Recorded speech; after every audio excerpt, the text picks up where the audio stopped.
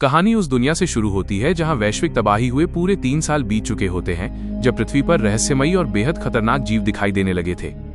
ये जीव इंसानों पर अचानक हमला करते थे और उन्हें बेरहमी से मौत के घाट उतार देते थे। कई बड़े शहरों में तो एक भी इंसान जिंदा नहीं बच पाया था।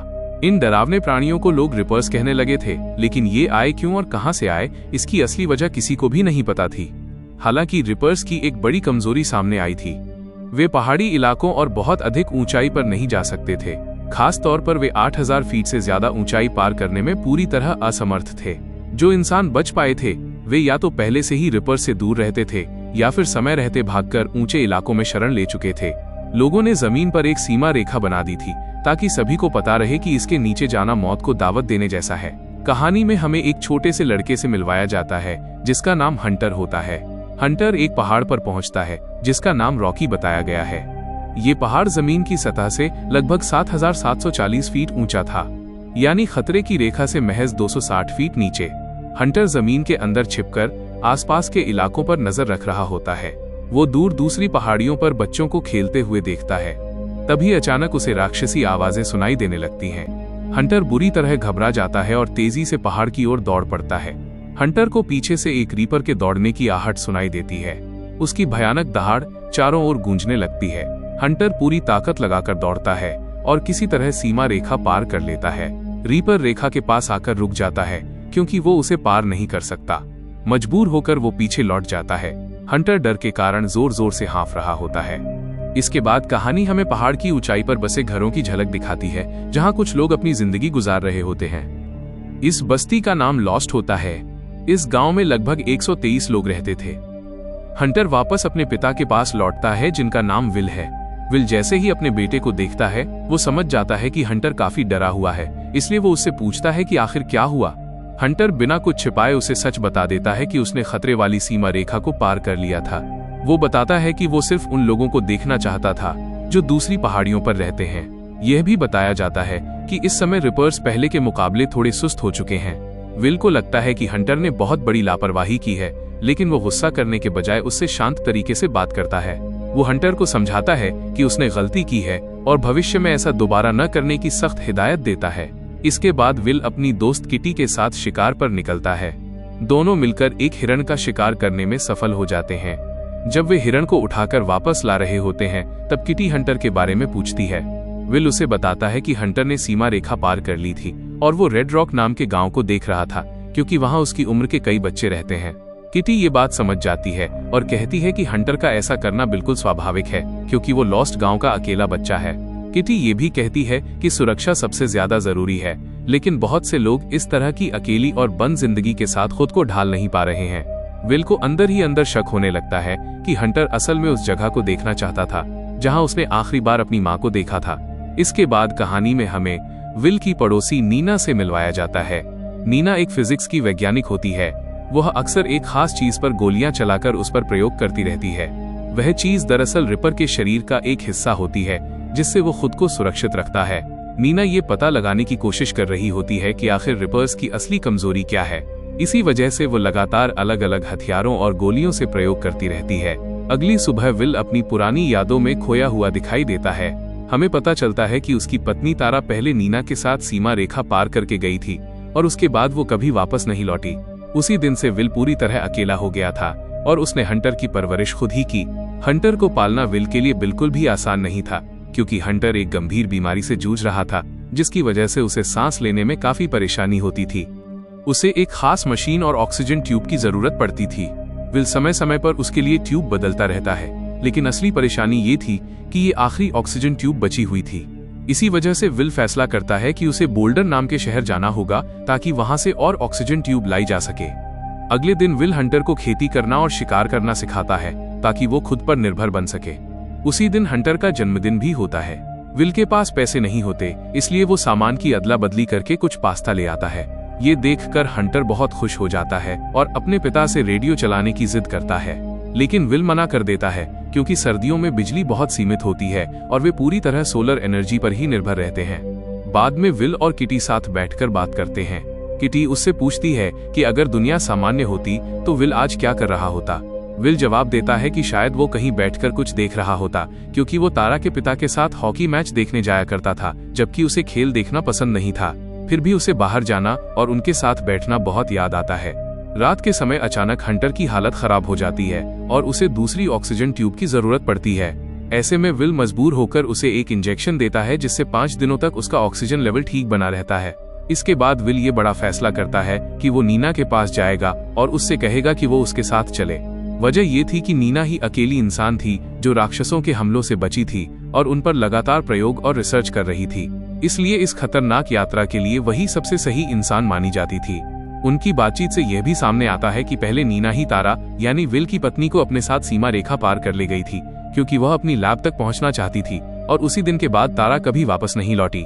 इसी कारण विल नीना से बहुत नफरत करता था, क्योंकि उसे लगता था कि उसी की वजह से उसकी पत्नी की मौत हुई।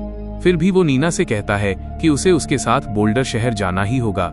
सिर्फ अपने अनुभव के चलते नीना उसे बताती है कि उसे उम्मीद नहीं थी कि विल वहां जाने का फैसला करेगा, क्योंकि बोल्डर का रास्ता बेहद खतरनाक है और राक्षसों से भरा हुआ है। विल नीना से कहता है कि उसे पहाड़ों के बीच एक सुरक्षित रास्ता पता है, लेकिन नीना जवाब देती है कि उसे सारे नक्शे याद हैं और सच ये है कि कोई भी रास्ता पूरी तरह सुरक्षित नहीं है। बोल्डर शहर जाने वाले जितने भी रास्ते हैं वे सभी खतरे वाली लाइन के नीचे से ही गुजरते हैं, और ये बात उसे पक्के तौर पर पता है, क्योंकि उसकी लैब भी उसी इलाके में मौजूद है। विल उसे समझाता है कि उसके पास कोई दूसरा विकल्प नहीं है, क्योंकि उसे ऑक्सीजन ट्यूब्स चाहिए और अगर वो नहीं लाया तो हंटर की जान चली जाएगी। नीना साफ मना कर देती है और कहती है कि वो अपनी जिंदगी को दांव पर नहीं लगा सकती। वो पहले ही एक बार किस्मत के सहारे बची थी। इस पर विल गुस्से में कह देता है कि उसी की वजह से उसकी पत्नी की मौत हुई थी, इसलिए अब उसे उसके साथ चलकर अपना कर्ज चुकाना होगा। वो नीना से कहता है कि उसे पहाड़ों के बीच एक ऐसा रास्ता मालूम है जहां उन्हें सिर्फ 2 बार ही लाइन पार करनी पड़ेगी। वो ये भी कहता है कि नीना असल में राक्षसों पर हमला करने और उन्हें खत्म करने का मौका ढूंढ रही है। नीना उसे याद दिलाती है कि बोल्डर शहर लाइन से करीब 2000 मीटर नीचे है, और अगर वे किसी तरह वहां सुरक्षित पहुंच भी गए तो वहां राक्षस पहले से उनका इंतजार कर रहे होंगे। एक ही राक्षस उन दोनों को मारने के लिए काफी है। विल कहता है कि वो ये सब जानता है, लेकिन फिर भी उसके पास कोई और रास्ता नहीं है, और ये कहकर वो वहां से चला जाता है। अकेली रह जाने के बाद नीना उस पुराने हमले को याद करती है जब राक्षसों ने उस पर और तारा पर हमला किया था, और आखिरकार वो विल के साथ जाने का फैसला कर लेती है। विल अपनी एक पड़ोसन से कहता है कि जब तक वो वापस ना आए वो हंटर का ख्याल रखे। इसके बाद वो अपने दोस्त टिम के पास जाता है और वहां से हथियार और खास गोलियां लेता है जो राक्षसों की हरकतों को कुछ हद तक धीमा कर सकती हैं। तभी किटी विल से मिलने आती है और उससे पूछती है कि उसने उसे यह क्यों नहीं बताया कि वो इतनी खतरनाक यात्रा पर जाने वाला है। वो कहती है कि वो उसे अकेला नहीं छोड़ेगी और उसके साथ जाएगी, साथ ही उससे एक हथियार देने को भी कहती है। विल उसे रोकने की कोशिश करता है और कहता है कि ये सफर बेहद जानलेवा है, लेकिन किटी साफ इनकार कर देती है। वो कहती है कि उसे किसी ऐसे इंसान की जरूरत है जो उसकी रक्षा कर सके, और वैसे भी वो यहाँ की बंद जिंदगी से तंग आ चुकी है और नीचे जाना चाहती है। विल बहुत समझाने की कोशिश करता है, लेकिन किटी अपनी जिद पर अड़ी रहती है। नीना भी नहीं चाहती कि किटी उनके साथ जाए। वो उसे समझाती है कि उसने कभी किसी राक्षस का सामना नहीं किया है और न ही उसने किसी इंसान को उनके हाथों मरते हुए देखा है। नीना आगे समझाती है कि किटी ने यह भी नहीं देखा है कि उन राक्षसों पर गोलियां भी कोई असर नहीं करती, यहाँ तक कि अगर कोई उनके सीधे चेहरे पर गोली मार दे तब भी वे जिंदा रहते हैं और सामने वाले को मार डालते हैं। नीना हर तरीके से किटी को डराने की कोशिश करती है ताकि वो पीछे हट जाए, लेकिन किटी उसकी किसी भी बात पर ध्यान नहीं देती और उनके साथ जाने का पक्का फैसला कर लेती है। आखिरकार विल अपने बेटे हंटर से अलविदा कहता है और उससे वादा करता है कि वो जल्द वापस लौटेगा। इसके बाद तीनों अपनी खतरनाक यात्रा पर निकल पड़ते हैं। नीना अपने साथ एक खास तरह का कंपास लाई होती है जिससे ये पता चल सकता था कि आसपास कोई राक्षस मौजूद है या नहीं। जब वे खतरे वाली लाइन के पास पहुंचते हैं तो नीना कंपास चालू करती है और पता चलता है कि आसपास फिलहाल कोई राक्षस नहीं है। रास्ते में उन्हें सेना की एक छोड़ी हुई गाड़ी मिलती है। विल उसे ध्यान से चेक करता है ताकि शायद उसे कोई हथियार, गोला बारूद या काम की चीज मिल जाए। वहीं किटी को वहां एक ऐसा पार्ट मिल जाता है जिसे वो अपने हथियार में फिट कर सकती थी, क्योंकि उसे हथियारों की थोड़ी बहुत जानकारी थी। इस दौरान नीना राक्षसों के पैरों के निशान ढूंढ रही होती है। तभी वो किटी से कह देती है कि उनकी इस यात्रा में उसकी कोई जरूरत नहीं है और वो सिर्फ विल की वजह से उनके साथ चली आई है। ये सुनकर किटी को गुस्सा आ जाता है और दोनों के बीच हाथापाई शुरू हो जाती है, जब तक कि विल बीच में आकर उन्हें अलग नहीं कर देता। नीना किटी को नजरअंदाज करती है और आगे बढ़ जाती है। थोड़ी दूर जाने के बाद उन्हें आसपास कुछ आवाजें सुनाई देती हैं, लेकिन बाद में पता चलता है कि वे घोड़ों की आवाजें थीं। वे हैरान हो जाते हैं कि इतने खतरनाक इलाके में घोड़े कैसे जिंदा हैं, लेकिन फिर भी आगे बढ़ते रहते हैं। कुछ समय बाद वे एक स्कीइंग वाले इलाके में पहुंच जाते हैं। इस जगह का नाम विस्टा होता है और ये समुद्र तल से लगभग 76,120 फुट की ऊंचाई पर स्थित थी। वे अब लगभग 8,000 फुट की सेफ लिमिट के काफी करीब पहुंच चुके होते हैं। तभी अचानक नीना के कंपास में अलर्ट बजने लगता है, जिससे पता चलता है कि पास ही एक रिवर मौजूद है। नीना दूर से उसे देख भी लेती है। आसपास के पेड़ हिलने लगते हैं और उसी वक्त उस रिवर के शरीर से एक अजीब तरह की बीम निकलती हुई दिखाई देती है। ये नजारा देखकर तीनों बुरी तरह डर जाते हैं। विल सुझाव देता है कि वे तेजी से भागकर लाइन क्रॉस कर लें, लेकिन नीना को लगता है कि वे समय पर वहां नहीं पहुंच पाएंगे। इसलिए वो केवल कार यानी टेलीफेरिक का इस्तेमाल करने की योजना बनाती है ताकि जल्दी से लाइन के ऊपर पहुंचा जा सके। कीटी को ये प्लान बिल्कुल पसंद नहीं आता और वो दूसरी दिशा में जाने लगती है, लेकिन विल नीना पर भरोसा करता है और टेलीफेरिक को चालू करने चला जाता है। नीना नीचे खड़ी रहकर समय खरीदने की कोशिश करती है। इसी दौरान रिवर पूरी तरह सामने आ जाता है। डर के मारे कीटी उस पर दूर से एक ग्रेनेड फेंक देती है, लेकिन रिवर उसे हवा में ही पकड़ लेता है। अब रिवर बहुत करीब आ चुका होता है। तभी विल केवल कार की मशीन को एक्टिवेट कर देता है और खुद उसमें चढ़ जाता है। उसी वक्त कीटी भी खंभे पर चढ़ने लगती है ताकि वो भी केवल कार तक पहुंच सके। इस दौरान नीना लगातार उस राक्षस पर गोलियां चलाती रहती है, जबकि राक्षस केवल कार की रस्सियों को काटने की कोशिश करता है। कीटी छलांग लगाकर केवल कार तक पहुंचने की कोशिश करती है, लेकिन वो गिरने ही वाली होती है कि तभी विल उसे पकड़ लेता है।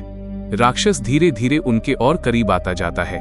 बदकिस्मती से रस्सी टूट जाती है और तीनों लाइन के नीचे गिर जाते हैं। जैसे ही उन्हें एहसास होता है कि वे खतरे की सीमा के नीचे हैं, वे पूरी ताकत से दौड़ लगाते हैं और आखिरी पल में फिर से लाइन के ऊपर पहुंच जाते हैं। रिवर लाइन पार नहीं कर पाता और वापस लौट जाता है। इसके बाद उन्हें करीब 1800 फुट की ऊंचाई पर एक घर मिलता है, जहां वे उस रात आराम करने के लिए रुक जाते हैं। किटी नीना से पूछती है कि आखिर इन रिपर्स को मारा कैसे जा सकता है। इस पर नीना बताती है कि ये राक्षस पूरी दुनिया में एक साथ अचानक प्रकट हुए थे। इसी वजह से इंसानों को इन्हें समझने, स्टडी करने या इनकी कमजोरी खोजने का बिल्कुल भी मौका नहीं मिला। सबसे डरावनी बात ये थी कि सिर्फ 1 महीने के अंदर ही इन्होंने धरती की लगभग 5% आबादी को खत्म कर दिया था और इनका एक ही मकसद था, इंसानों को मारना। नीना कहती है कि वो खुद भी इन सभी सवालों के जवाब ढूंढना चाहती है। रात के समय जब नीना और किटी सो जाती हैं, तब विल को अपनी पत्नी तारा की पुरानी यादें सताने लगती हैं। उसे वो बहस याद आती है जब तारा नीना के साथ लाइन के नीचे जाने की जिद पर अड़ी हुई थी। विल उसे बार बार समझाने की कोशिश कर रहा था कि नीचे जाना कितना खतरनाक हो सकता है, लेकिन नीना सिर्फ किसी एक समाधान को ढूंढना चाहती थी ताकि उसका नाम मशहूर हो सके। तारा को पूरा भरोसा था कि नीना के पास रिपर्स को खत्म करने का कोई न कोई तरीका जरूर होगा। वो विल से कहती है कि 1 साल बाद वैसे भी हंटर की ऑक्सीजन ट्यूब खत्म हो जाएगी, तो अगर वे अभी नीचे जाएं या 1 साल बाद जाएं, इससे क्या फर्क पड़ता है। इस पर विल जवाब देता है कि फर्क ये है कि कम से कम 1 साल तक वो उसके साथ जिंदा तो रहेगी। अगली सुबह तीनों फिर से अपनी यात्रा शुरू करते हैं और पहाड़ों के अंदर बनी एक पुरानी माइंस तक पहुंच जाते हैं। यहाँ विल उन्हें अपना प्लान समझाता है कि उन्हें इस सुरंग के रास्ते दूसरी तरफ निकलना होगा, जहां 823 फुट की ऊंचाई पर एक सेफ जोन मौजूद है और वो जगह बोल्डर सिटी से करीब 12 मील दूर है। वो बताता है कि सुरंग में घुसते ही वे 9वें फ्लोर से 8वें फ्लोर पर उतर जाएंगे और उन्हें बेहद सावधान रहना होगा, क्योंकि 8वें फ्लोर से नीचे का हर हिस्सा पूरी तरह खतरनाक है। नीना उससे सवाल करती है कि उसे कैसे भरोसा है कि दूसरी तरफ की ऊंचाई सही होगी। हो सकता है ये सुरंग घूमकर उन्हें फिर से लाइन के नीचे ही ले जाए। विल चुप रह जाता है और तभी नीना समझ जाती है कि वो कोई सच्चाई छुपा रहा है। वह उससे पूछती है कि वे लाइन से कितनी नीचे जाएंगे। विल बताता है कि करीब 231 फुट। ये सुनते ही नीना गुस्से में कहती है कि उसे पहले ही ये सब बता देना चाहिए था। विल जवाब देता है कि उसकी कंपास उन्हें रास्ता ढूंढने में मदद करेगी, लेकिन नीना चौंक जाती है और कहती है कि कंपास जमीन के नीचे काम ही नहीं करती। ऊपर से रिपर्स अंधेरे में भी देख सकते हैं और इंसानों की सांस से निकलने वाली कार्बन डाइऑक्साइड को ट्रैक करते हैं और वे इंसानों से कहीं ज्यादा तेज होते हैं। नीना सुरंग में जाने से हिचकिचाती है, लेकिन विल कहता है कि उन्हें सिर्फ 45 सेकंड के लिए अंदर रहना है। उनके पास कोई दूसरा रास्ता नहीं होता, इसलिए आखिरकार वे सुरंग में घुस जाते हैं। वे टॉर्च जलाते हैं और धीरे धीरे आगे बढ़ते हैं। थोड़ी दूर जाने के बाद उन्हें एक वेल्ड किया हुआ बंद दरवाजा मिलता है, जिससे आगे का रास्ता पूरी तरह बंद होता है। मजबूरी में उन्हें 7वें फ्लोर पर उतरना पड़ता है, जो पूरी तरह लाइन के नीचे होता है, और वहां से उन्हें करीब 900 मीटर पैदल चलना होगा। नीना और किटी दोनों बुरी तरह डरी हुई होती हैं। विल साफ कह देता है कि या तो वे नीचे जाएंगे या फिर यहीं से वापस लौट जाएंगे, लेकिन वो किसी भी हालत में वापस नहीं जाएगा। वो उन्हें समझाता है कि उन्हें दौड़ना नहीं है, क्योंकि ज्यादा शोर होगा और ज्यादा कार्बन डाइऑक्साइड निकलेगी, जिससे रिपर्स उन्हें बहुत जल्दी पकड़ लेंगे। इसी वजह से उन्हें बहुत धीरे धीरे आगे बढ़ना पड़ता है। वे सीढ़ियों से नीचे उतरते हैं और थोड़ी ही दूर जाते हैं कि पीछे से किसी भारी चीज की आवाज सुनाई देती है। जब वे रुककर देखते हैं तो पता चलता है कि एक रिवर उनका पीछा कर रहा है। अब सोचने का समय नहीं होता और जान बचाने के लिए तीनों पूरी ताकत से दौड़ने लगते हैं। किटी उसे रोकने के लिए उस पर एक ग्रेनेड फेंकती है ताकि उसे कुछ सेकंड का वक्त मिल सके। वे दौड़ते हुए एक बड़ी ड्रिल मशीन के पास से गुजरते हैं, जो उस दानव को थोड़ी देर के लिए रोक देती है। मजबूरी में तीनों दीवार में बनी एक छोटी सी दरार के अंदर घुस जाते हैं ताकि छुप सकें। वे सारी लाइट बंद कर देते हैं और अपनी सांसों को कंट्रोल करने की कोशिश करते हैं ताकि कार्बन डाइऑक्साइड कम निकले और दानव उन्हें सूंघ न सके। दानव अपनी लंबी पूंछ सुरंग के अंदर डालकर हवा सूंघने लगता है। तीनों बड़ी मुश्किल से सांस रोके बैठे रहते हैं। तभी विल एक फ्लेयर जला देता है, जिससे दानव कुछ पीछे हट जाता है और उन्हें सांस लेने का मौका मिल जाता है। उसी समय उन्हें एक छोटा सा बाहर निकलने का रास्ता दिखाई देता है और वे वहां से निकल जाते हैं। किटी सबसे पहले दूसरी तरफ पहुंचती है, लेकिन बदकिस्मती से वहां पहले से ही एक दानव मौजूद होता है। वो किटी को मार डालता है और उसकी लाश को घसीटते हुए दूर ले जाता है। ये देखकर विल पूरी तरह टूट जाता है और गहरे सदमे में चला जाता है। तभी उसे एक सीढ़ी नजर आती है। वो और नीना तेजी से उस सीढ़ी पर चढ़ते हैं और 8वीं मंजिल तक पहुंच जाते हैं। आखिरकार उन्हें सुरंग से बाहर निकलने का रास्ता मिल जाता है और वे बाहर आ जाते हैं। नीना किटी की मौत पर रो रही होती है और उसके अंदर राक्षसों से बदला लेने की आग और तेज हो जाती है। दोनों आगे बढ़ते हैं और उन्हें एक घर और एक कार दिखाई देती है। वे उस घर में रात बिताने का फैसला करते हैं। अंदर विल को मैक्रोनी और चीज का एक डिब्बा मिलता है और वो चुपचाप खाने लगता है। नीना उससे कहती है कि वो तारा से बहुत प्यार करती थी और किटी से भी उसे लगाव हो गया था, लेकिन अफसोस उसका भी वही अंजाम हुआ। विल खुद को दोषी मानता है और कहता है कि उसे उन्हें इस जानलेवा सफर पर कभी नहीं लाना चाहिए था। काश वे बिना किसी इक्विपमेंट के ही पहाड़ चढ़ गए होते। नीना उसे समझाती है कि पछतावा किसी काम का नहीं है, बल्कि अपने अंदर के गुस्से को जिंदा रखना चाहिए ताकि बदला लिया जा सके। विल उससे पूछता है कि आखिर उसकी लैब में ऐसा क्या है। नीना बताती है कि उसकी लैब में मैग्नीशियम क्यूब्स मौजूद हैं। उसका मानना है कि दानवों की त्वचा इसलिए नहीं भेद पाती क्योंकि वे किसी तरह की इलेक्ट्रिक एनर्जी से चार्ज होते हैं। अगर उसकी थ्योरी सही साबित हुई तो मैग्नीशियम ऑक्साइड से कोट की गई गोलियां या ग्रेनेड दानवों को नुकसान पहुंचा सकते हैं। यह सुनकर विल को पहली बार उम्मीद की किरण नजर आती है। अगले दिन दोनों कार लेकर निकलते हैं, लाइन पार करते हैं और तेज रफ्तार में ड्राइव करते हुए बोल्डर शहर पहुंचते हैं। पूरा शहर वीरान पड़ा होता है। वे अस्पताल में ऑक्सीजन सिलेंडर ढूंढने जाते हैं। विल काफी देर तक खोजता रहता है, लेकिन सिलेंडर नहीं मिलते। जब आखिरकार उसे सिलेंडर मिल जाते हैं, नीना उस पर चिल्लाती है कि जल्दी करो, दानव पास आ रहे हैं। विल बैग में सिलेंडर भरता है और दोनों भागने लगते हैं। तभी एक दानव दीवार के पीछे से अपने पंजों से हमला कर देता है और उनका रास्ता रोक लेता है।